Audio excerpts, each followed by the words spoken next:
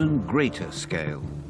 Behind the coastal crust, a new line of barriers was constructed that stretched for hundreds of miles right through the heart of the country. Citroen's Happy Deals mean you can get a chic new C1 from just $6,595 with 6.3% APR, or the sporty C2 from just $6,695 with free insurance on the 1.1 design for 19s and over. And the spacious C3 from only $6,995 with typical 0% APR with 35% deposit on selected C3 models. Citroen Happy Deals. They're great value a mundo.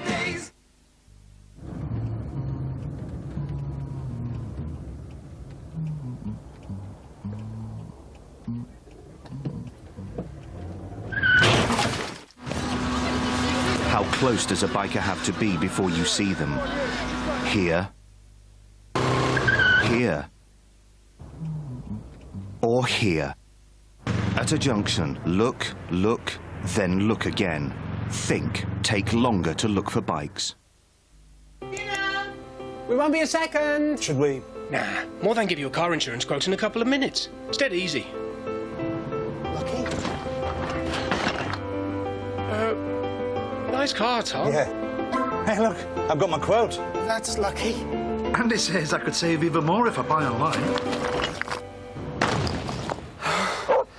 That's more than lucky. Save more on car insurance when you buy online at morethan.com.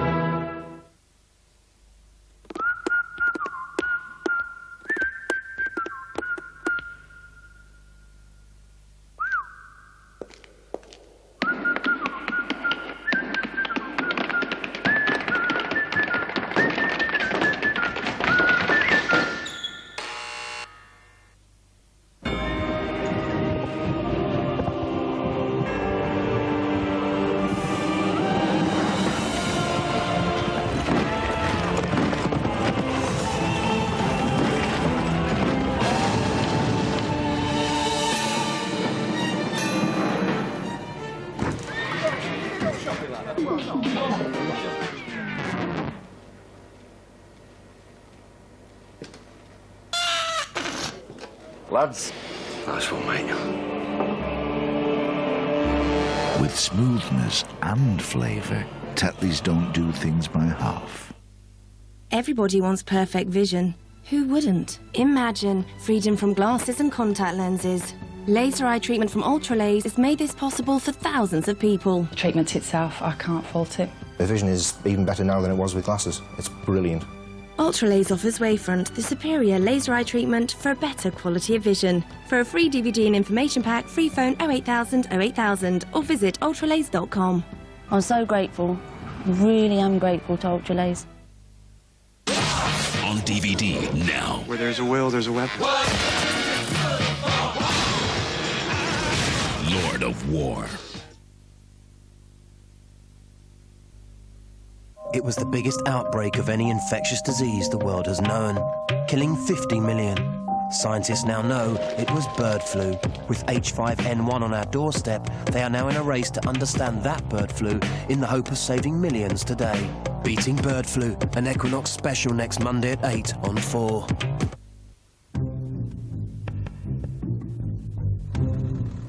In the summer of 1940, the government embarked on the second phase of Britain's massive anti-invasion defences. If German forces managed to puncture through the coastal crust, a second line of fortifications awaited them. A tranquil river, a wooded glade, quiet country lanes, all hide clues to an almost forgotten network of defences. Francis Pryor has travelled to Carmarthenshire in southwest Wales and teamed up with Roger Thomas, one of the country's leading experts on World War II archaeology. Now, Roger, what is this pillbox doing on the edge of a socking great salt marsh right, in the middle of nowhere. I mean, why do they put it here? Well, it's not quite as strange as it looks, because in actual fact, this is the end of 72 miles of continuous defences.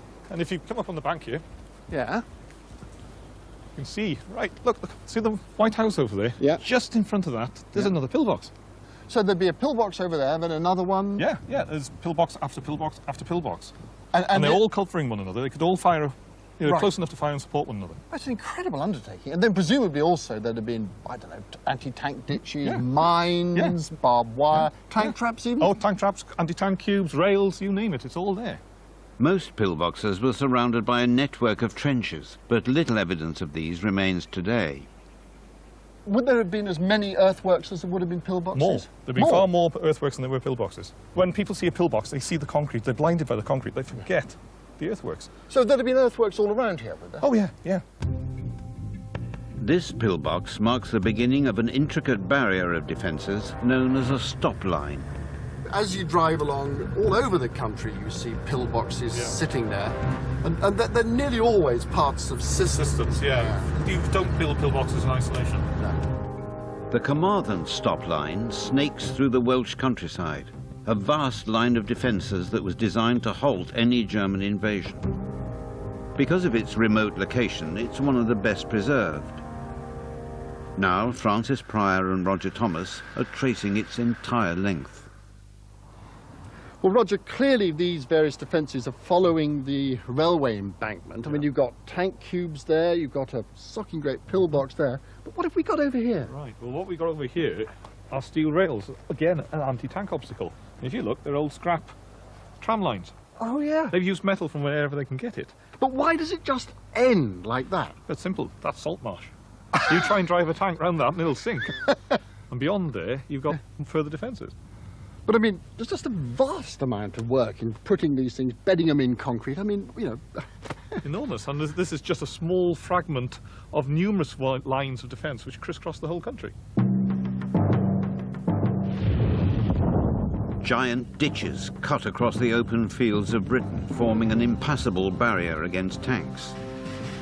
Tank traps and barbed wire stretched for mile upon mile, and concrete pillboxes lined the countryside. Now only a few scattered traces remain of these great lines of fortifications. Roger, as we drive along, I mean, you know, you see the odd pillbox, and one becomes very aware that this stop line is a major, major undertaking. I mean, 72 miles, it's quite extraordinary. The stop line was adapted according to the landscape, and exposed sections were more heavily defended. So, Roger, we're still on the stop line, but now we're in a concrete building that was presumably used for guns. What's that? For a 4-inch quick-firing gun, which closed the entrance to the estuary here. And it's firing across, and there was another one on the opposite side which fired back, totally closing the entrance to any shipping. So, I mean, this is really serious gunfire, and I mean... put in mind of that medieval castle over there. Is that doing the same thing? It's exactly the same principle. It's closing the entrance. OK, so now the river is forming part of the stop line.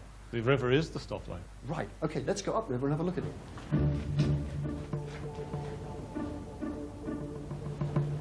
The landscape's natural barriers formed the spine of the defences. Rivers and gorges became defended battle lines. So we're tracing the entire length of the stop line, and this is great fun because it means you go through some absolutely gorgeous country, because the really steep stuff is the stuff that the tanks don't like, isn't it? So that's the obstacle. That's the obstacle. It's the nature of the place. It's not what people think is a military stop line. They think of concrete and defences. That's right. This is a far more effective defence than any lump of concrete. Right, we're 20 miles up the stop line, and we're in this gorge, this ravine, and you can see the height of the edges, completely tank-proof. And then the land dips down behind that pub. That must have been a point of weakness. Well, that's where the landscape fails, and that's why we have to defend this point, and that's why all the defences are built here, to stop the German tanks coming down that valley.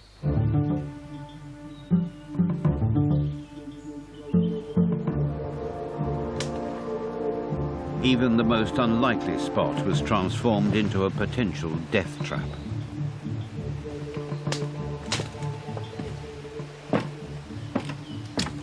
Right, this is the heavy-duty end of the defences. Back there was a big pillbox which covers the natural gap in the side of the valley, and it also fires along the road. Now here, in the side of this pre-war pumping station, they cleverly concealed a brick-built pillbox. And the embrasure, the gun, fires along the stream here, catching anyone who's going to try to sneak either downstream or upstream. Upriver of the pillboxes was a double row of railway line posts that were actually set in concrete. They come down the hillside, across the river, and then up this side of the hill. And if you look at the very top of the posts, you can see they've had some holes cut in them. This was for a steel rope, which was stretched between, and the rope and the lines together made a very effective barrier against tanks. This is so unexpected. This is Second World War barbed wire, complete with the steel spikes that made it into an entanglement. It ran for 30 feet along the river here, down to the water's edge, and it would have been manned day and night by the Home Guard.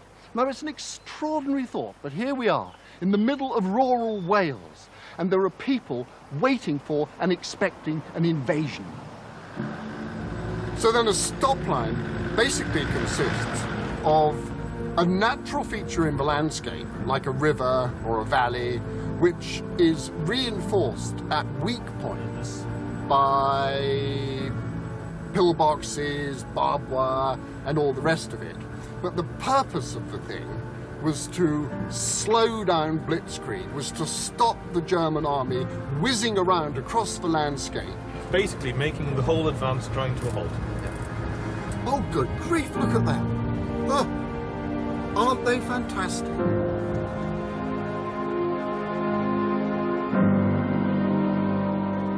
The best preserved section of the Carmarthen stop line provides a glimpse of the immense defences that dominated Britain's landscape 65 years ago. So this is it.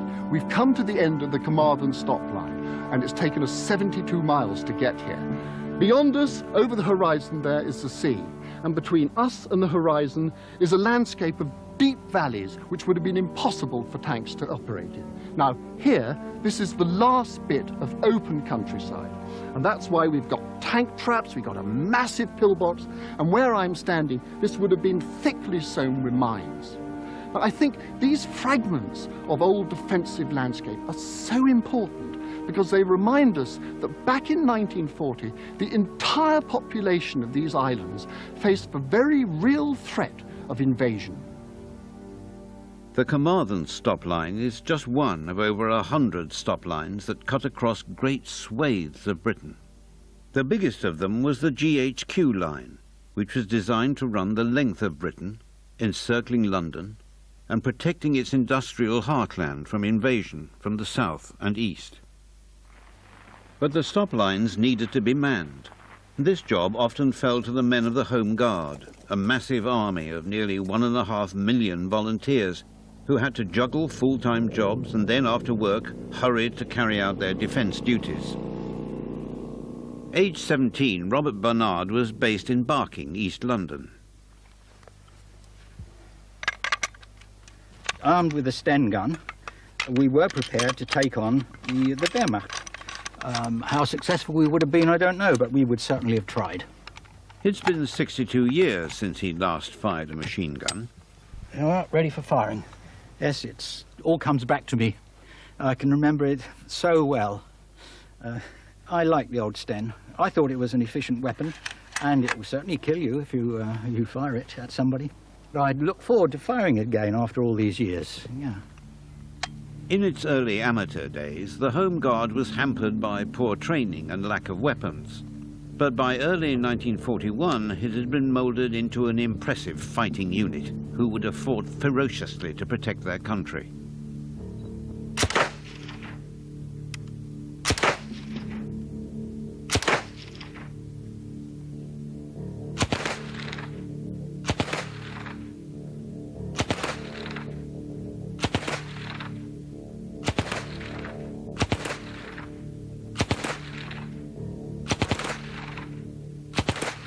There's not very much kick to a Sten. Just keep the muzzle down, and that usually manages to keep them on the target, which I'm very looking forward to seeing. Okay, let's have a little closer look. Oh yes, I seem to have given him a nasty taste in the mouth, didn't I? Yeah, not bad. I only fired 20 rounds on there, a few off I suppose, but that's to be expected. Yeah, I really got him, didn't I? And most of those are in bursts. When I was a young man, I'm pretty sure I could have put them all into, certainly within the target area in the centre there.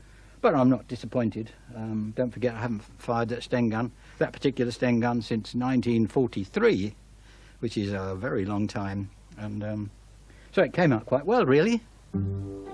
Every Home Guard unit had a specific area to defend, right down to the smallest village. In the spring of 1941, the government's latest plan for the defence of Britain was set in motion.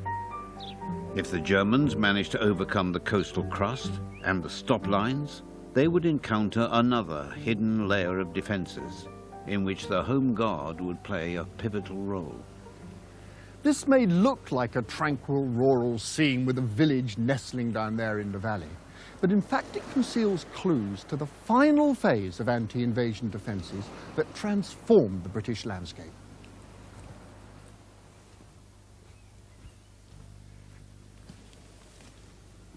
This pillbox is the most obvious archaeological clue. Now, it may seem to sit in isolation, but in fact, if you cut down that hedge, it covers the entire village and has a direct line of fire onto the bridge. Any invading force would have to cross the river, so it was vital to defend the bridge. Now, the first line of defence was provided by a simple roadblock, which consisted of steel wires which were attached onto these railway lines and then stretched across the bridge. Now, the next line of defence was in fact this house. Every house around the bridge became a little miniature fortress. Fire from that loophole up there covered the bridge, and then all the houses around the bridge had loopholes which have subsequently been filled in. Then underneath the bridge they placed explosive charges that could be blown up at a moment's notice. These defences were manned by the local Home Guard, who were motivated because they were protecting their families and their homes. The village was centred around a deadly ambush. Now, this marks a change in defence strategy away from massive lines of tank traps and barbed wire towards an intricate network of roadblocks and ambushes where every village and every crossroads was transformed into a potential battlefield. The country's fortifications were now in place. By 1944, 20% of Britain was under some form of military control. So how would Britain's defences and the Home Guard have coped if the Germans had actually invaded? Incredibly, it was put to the test. With the help of Andrew Robertshaw, a military historian and expert on war games, we can discover the results. This is an original map from the summer of 1940, used to plan Hitler's invasion of Britain, codenamed Operation Sea Lion. It shows where each of the divisions would have landed on the coast and, very importantly, where the paratroopers would have been dropped just behind the beach defences. In 1974, these plans were used at the Royal Military Academy at Sandhurst to stage an elaborate war game. The idea of the game was to find out what was the definitive answer to the question, what would have happened if the German invasion had actually occurred in the summer of 1940? The Kriegspiel, or war game, is a German invention. By weighing up statistical probabilities and plotting each side's strategies, it's possible to estimate the results of a real battle. The Nazi invasion of France was planned by using precisely this technique. But the war game run at Sandhurst was unique. They even invited the German commanders who were involved in the planning of the real Operation Sea Lion, such as Admiral Friedrich Ruger. Pitted against them was an array of Britain's top military experts. It also reunited two former foes, Battle of Britain aces Sir Christopher Foxley Norris and Adolphe Galland. Now, Andrew Robertshaw and Francis Pryor are retracing every move made in this unique war game. Before a German invasion could happen, they had to overcome two major obstacles. The first was the Royal Navy, because if those ships got amongst the invasion fleet, there would have been absolute carnage. Nobody would have got ashore at all.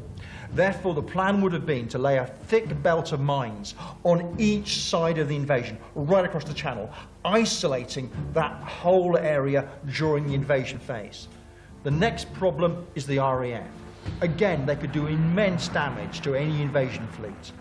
In reality, the Luftwaffe went over to bombing the cities, but in the war game, what they did instead was to continue to bomb the RAF airfields, driving back the RAF and allowing the invasion to take place. With the RAF and Royal Navy kept at bay, the invasion of Britain would soon commence. 2,000 invasion barges were assembled, ready to transport the German army across into Britain. So to protect them, the entire German fleet is mobilized, ready to give them the transport and protection they need. Nazi Germany would now be ready to invade Britain.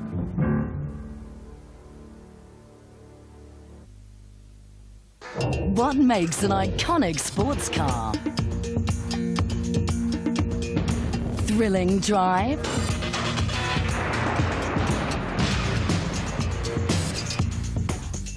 Unique design?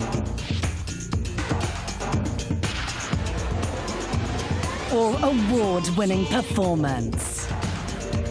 The Mazda RX-8, now with 0% finance. Specsavers are explaining their prices openly. Pick a frame, add lenses. Pentax lenses. Then add extras, then work out the price for yourself. Great. When is a good deal not a good deal on car insurance? We asked a cross-section of motorists. When they let you earn a no-claims discount, but not your partner or kids. At Direct Line, we don't just give great prices. We let named drivers earn their own no-claims discount. Better. When you're not rewarded for being a loyal customer. At Direct Line, we offer an extra discount when you insure your second car. That's better. When they've got a flashy website, but you can't speak to anyone. And rinse. Sorry. And we not only have great online deals, we're also on the phone here in the UK waiting to help. That's better. Direct Line. A good deal. Better. Technology has made it easier to identify benefit cheats.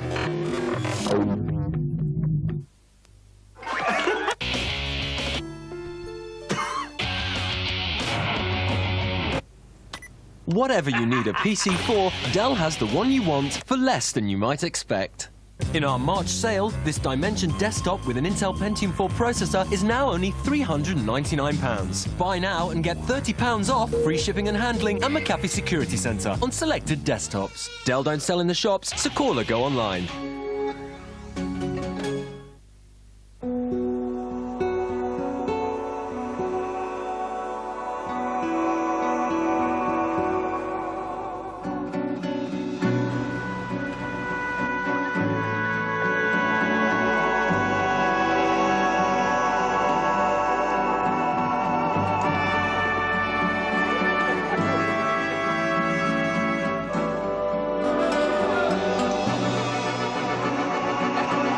Northeast England. Passionate people, passionate places. Call now for your free holiday guide.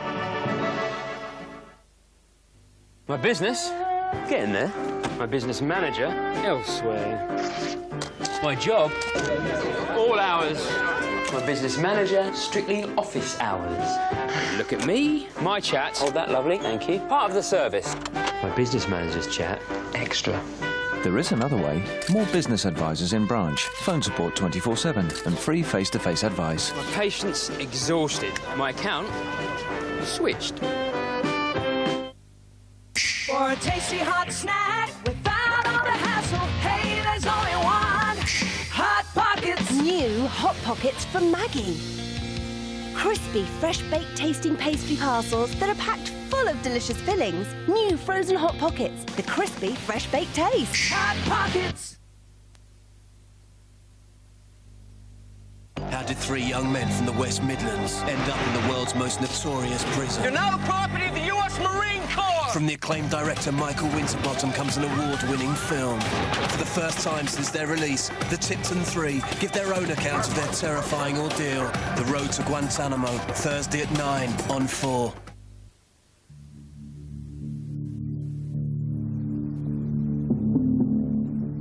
What would have happened if Nazi Germany had invaded Britain in 1940? To find out, in 1974, the military academy at Sandhurst ran one of the most elaborate war games ever staged. The players were men who had actually been involved in the planning of Operation Sea Lion, and they used Hitler's original invasion plans. Now, Andrew Robertshaw and Francis Pryor are retracing every move made by the military strategists and are able to describe it in detail, as if it had actually happened. This is Cookmere Haven. It's a tranquil cove about 10 miles east of Brighton, but it's also a gap in the great wall of white cliffs that guard the south coast. The Germans knew this, and they had it marked on their invasion maps. But even so, it would not have been a pushover to take. In the war game, German Stukas began to dive-bomb British defences on the coast. The Royal Navy would have taken shelter out of the range of the Luftwaffe at Scapa Flow in the Orkneys. The channel would now lie unguarded for the German invasion fleet. On the morning of the 22nd of September 1940, the first wave of attackers swept in. The first force of nearly 90,000 German soldiers began to land on a frontage of nearly 100 miles, from Folkestone in the east all the way along to Brighton in the west. Now, as soon as they landed on the beach, they were confronted by a tangle of barbed wire and scaffold, and they came under murderous fire from over there. But their job was to clear the beach, whatever the cost.